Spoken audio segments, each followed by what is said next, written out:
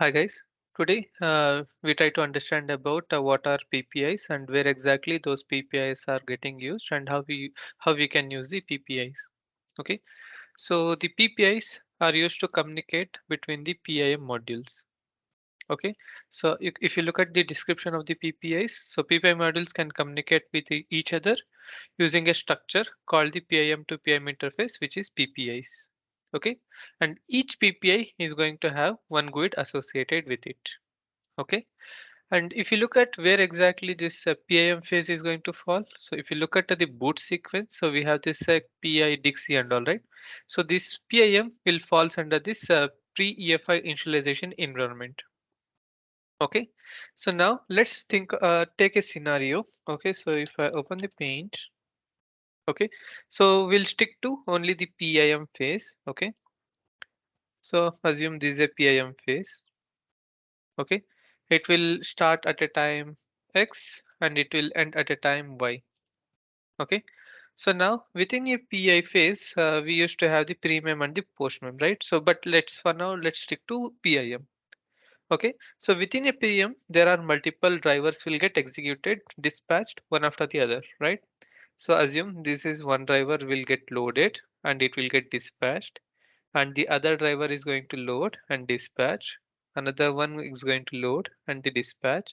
Other driver is going to load and dispatch. It will go as is, right? So if I call, so driver one is going to load here, two, three, four, five, as so on, right? So driver one is going to load and then it will get dispatched and driver one execution is going to be finished. Okay. So now two will be loaded, two execution is going to finish, 3 is getting loaded, 3 will finish, 4 will be loaded, and so on. Okay, so now how can we pass some data from this module to this module, right? So this is the first one use case. So to pass the data between the different PIM modules. Okay, along with that, for example, assume in my FDF file, I will provide the order in the FDF as first one will get loaded, 2, 3, 4, 5, and so on, right? So now if there is a use case where I should not dispatch this 3 module until this 4 is doing some task, or if so dispatch this third module if and only if there is some condition met in either driver 1 or driver 2. Okay, or this is second use case. Okay, so what is the first use case? Let me write it down. Pass info for other PIM. And what is the second use case? Dis Decide the order of dispatch. Okay, so we got the two use cases.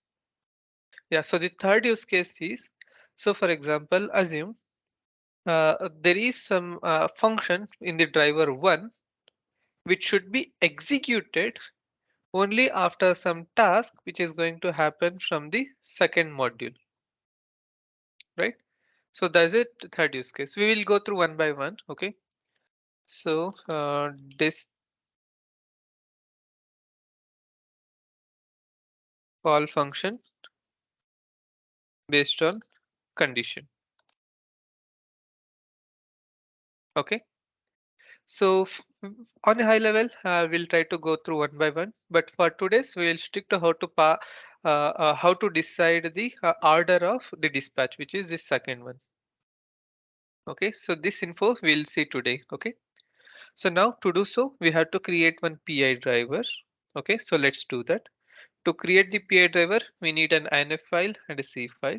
Okay, so let me go back to the downloads folder, demo. I will open the VS Code.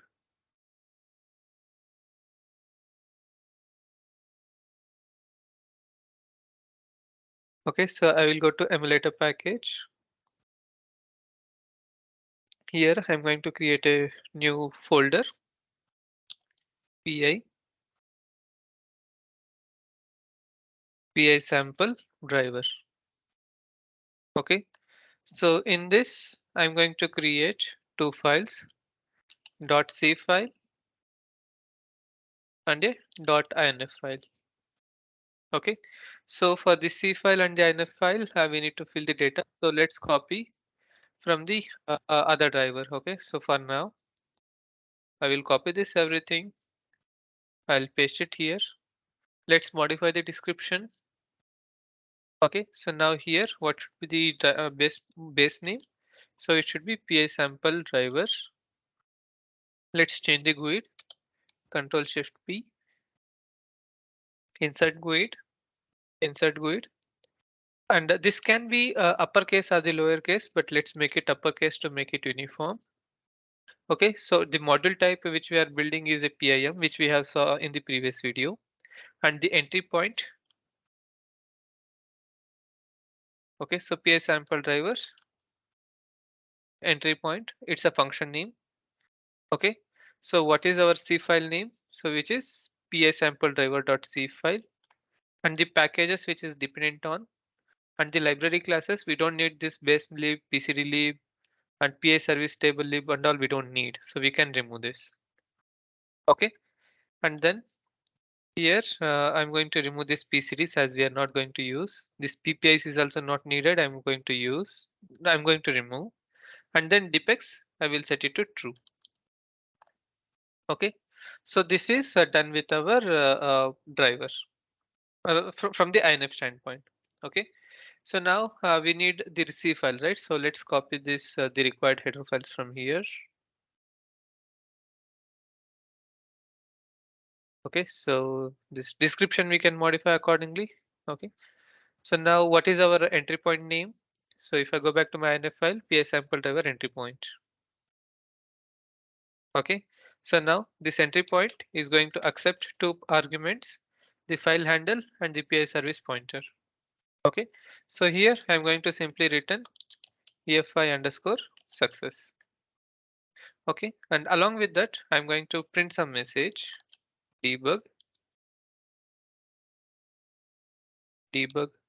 underscore info via some keyword and percentage a entry, or maybe suppose I can say called slash n and then underscore underscore function underscore. Okay, so these two things can should be enough to create the driver. Okay, so now this driver we had to build and we had to include in our binary, right? So for that, emulator package.dsc. Okay, so here I will go to components. Okay, so here maybe we can add any place, right? So for example, assume I will add at this place. Okay, so our path for our driver is emulator package PA sample driver PA sample driver.inf. Okay, so emulator package PA sample driver PA sample driver.inf. So with this our driver can build. Okay, so I will copy this. Now I will open the FDF file because we had to include our driver in the ultimate bias image, right? So to do so, we need this. Okay. So for example, assume maybe I will try to dispatch my driver after this. Okay. So what I'm going to include, I'm including the INF file. So I'm going to provide the argument as INF. Okay. And then the path for that INF file. Okay. So now let's try to build it. Open the command prompt, EDK setup. Okay. Build. Let's wait for a moment to get it built. Yeah. So build is done. So let's confirm build folder. Emulator i32, VS19, i32, emulator package, PA sample driver, PA sample driver, output. So here we got our bias binary, EFI driver, okay, which is part of our bias binary. Okay, so let's run our BIOS. I will open the command prompt, winhost, redirect to boot.log, and I wanted to redirect everything. Okay, so now it is booted to UEFI shell. I will close the terminal. I will open the boot.log which we had created now. Build folder I32 boot.log. So let's see whether our PI sample driver got dispatched or not. Yeah, so here you can see our PI sample driver got dispatched here. Okay, so if you look at this PI sample driver, before this we have our firmware volume PI, right? If I go back to the INF file, the FDF file, so we have our firmware volume PI, and after that driver we have our flash map PI. You can see this is our flash map PI. So assume, so if this driver has to dispatch if some certain task is completed by this driver. Okay, so how we can do that? So the condition to which I'm talking about. Okay, so first I will go back to this emulator package.dec file. So we have to create a unique PPIs here. Okay, so I will say Control Shift P, and then I will use this insert GUID. And then here you can see the third option, static. I'm going to choose this. Okay, so make sure if you don't have that Control Shift P insert GUID option, then you have to install this insert GUID package. Okay, so now we need to provide the GUID. Okay, so GUID name. So G specifies the global PA sample PPI GUID. Okay, so PA sample PPI GUID. Okay, so let me make some indentation. Just to align, even if you don't indent, should be fine. Okay. Okay. So now our PPI is ready. Okay. So now I will go back to our PI sample driver. So here, instead of this Depex we have given, right? So now instead of making this Depex as true, I'm going to make this as that GUID which we have created. Okay. So now I will build it. Okay. Let's wait.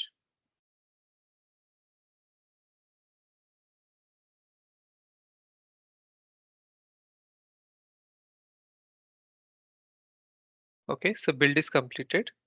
So now open the command prompt. WinHost, this time we'll store the boot1.log. Okay, let's redirect everything. Okay, so now we will go back to the logs. So this is boot1.log, right? So now if you look at in this boot1.log, we don't see our PA sample driver getting dispatched. But here in the boot.log, which is earlier, we used to dispatch. So now let's see this firmware volume PA, right? So here we have our firmware volume, and right after this we have our flash map PI, but we don't see our PI sample driver which we had created. Okay, so why it is not getting dispatched? The reason is this PI sample driver is having a Depex of this PPI. So since this PPI is not installed by any of the driver, so due to that, this driver is not getting dispatched. Okay, so now let's go back to this maybe this firmware volume PA.inf file. Okay, so I will go to this inf file, and here so we have this PPIs, right? So let's produce that PPI from this driver. Okay, so what is the PPI name? G PA sample PPI GUID. Okay, so here I will say I will add that PPI in the PPI section. Okay, so hash produces. Okay, so this is just for an indication. It is not mandatory, but it is good to have. Okay, so now what we are going to do with this PPI? So we have to install this PPI in this driver. Okay, so how can we do that? So I will go back to its C file. Okay, so at the beginning of this file, so I'm going to create. Okay, so I'm going to create a PPI list. Okay, PPI descriptor. So EFI underscore PEI PPI descriptor. Okay, so we have a descriptor. So let's say MPI sample descriptor PPI.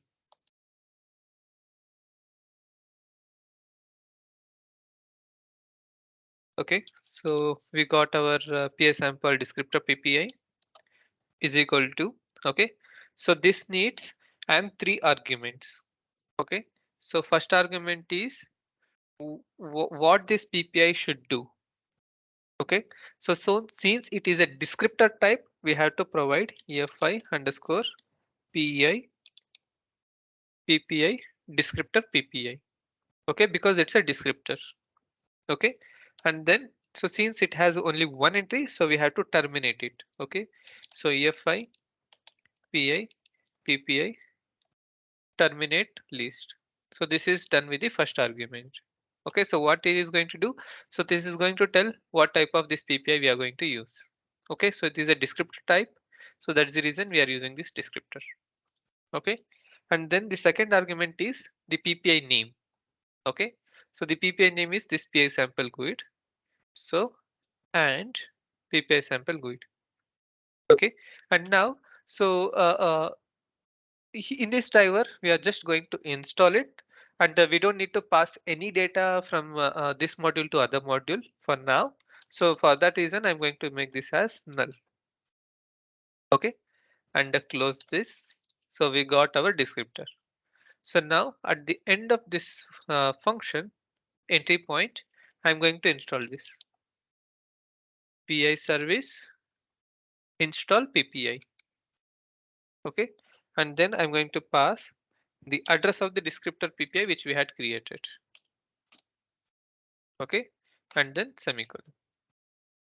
Okay, so what we did, so we created a descriptor which installs this GUID, and it is not having any function associated or any data associated with it, so that's the reason it is null. So this as soon as we install this PPI here, so this PPI GUID is going to be stored in the PI service storage, and then it will treat that as we are installing it, and then when this PI driver, whether when the PI core is going to decide whether this driver should be dispatched or not, it will look whether this PI sample PPI GUID, whether it is installed or not. If it is installed, it will dispatch. If not, it is not going to dispatch. Okay, but in this case, we are sure that we are going to install it here. Okay, so now let's close this. Let's build it now.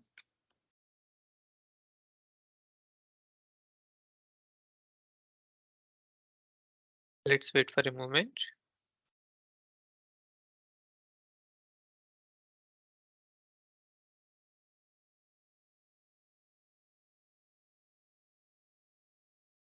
Okay, build is done. So now open the command prompt, winhost. This time redirect to boot2.log, redirect everything. Okay, so now it is booted to shell. So let's see boot2.log, what it looks like.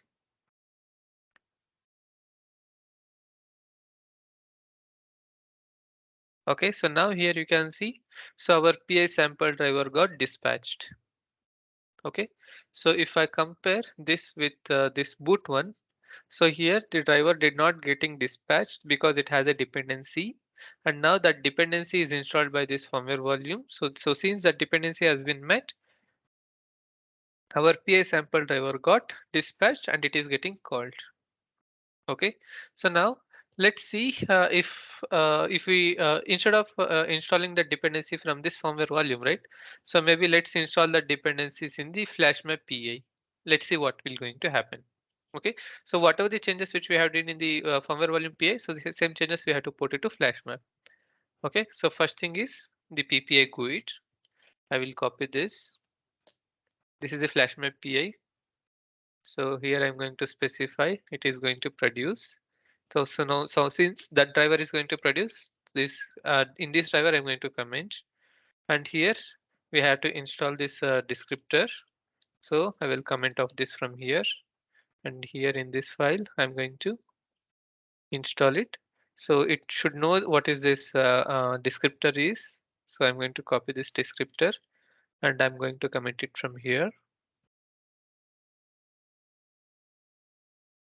Okay, so now I will build it. Let's see this time what is going to happen. Okay, so now what we did is, So instead of dispatching the driver from the instead of meeting the requirements from the PI, firmware volume PI, we used to meet that requirement in the flashmap PI.inf. Okay, so if you look at the order, so ideally the firmware volume PI should getting dispatched, and then the sample driver and the flash map driver. Okay, but this PA sample driver is having a dependency. Earlier that dependency was meeting by this one, but now we have moved that dependencies to this flash map PA. Okay, so let's see. Yeah, build is completed. So now let's open the command prompt.